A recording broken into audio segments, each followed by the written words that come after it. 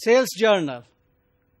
Yes, the same journal that we have discussed earlier, that we record only credit sales transactions in this sales journal.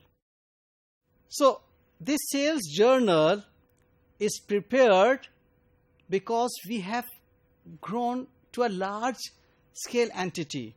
We are having so many credit sales transactions.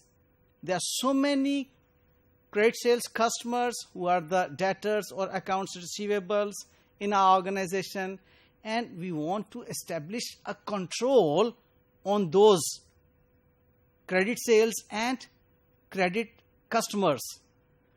So this sales journal is a subdivision of journal which is now becoming a part of our accounting system.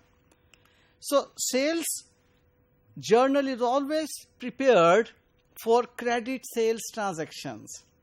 Whenever we are having credit sales transactions, this sales journal will be prepared. In a way, we should remember this thing, that if we don't have credit sales transactions, we don't need sales journal.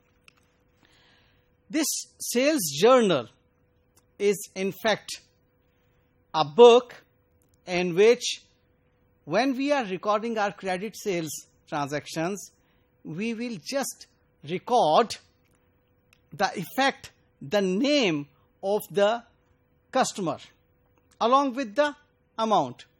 So double entries you will not observe over here.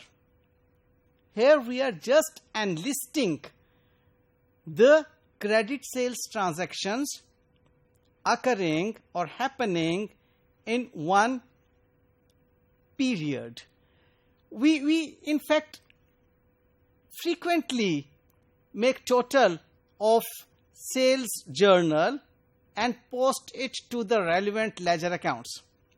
This exercise we will do later, but like as of now, the thing is that we will define a period, for example a week or a month, depending upon the size of the entity and the frequency of number of the sales transactions, the credit sales transactions. So if we are having so many credit sales transactions in 1 week, so what we will do, we will prepare this sales journal and make total of the sales journal after the end of that week. Let's do a practice of this sales journal by having this example with us, that on 1st February, there is a credit sales to Nelson for 387.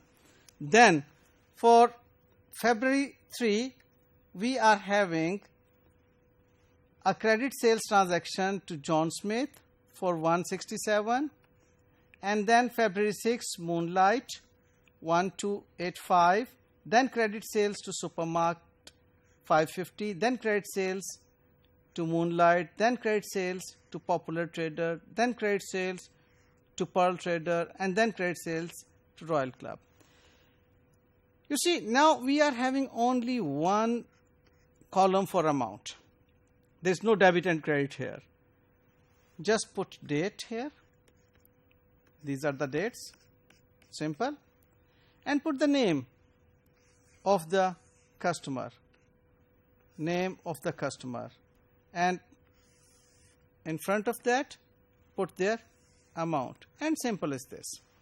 So this is very simple to maintain, that we have to put date, we have to put name of the debtors or the customers, we have to put invoice number, that against which invoice number this sale took place.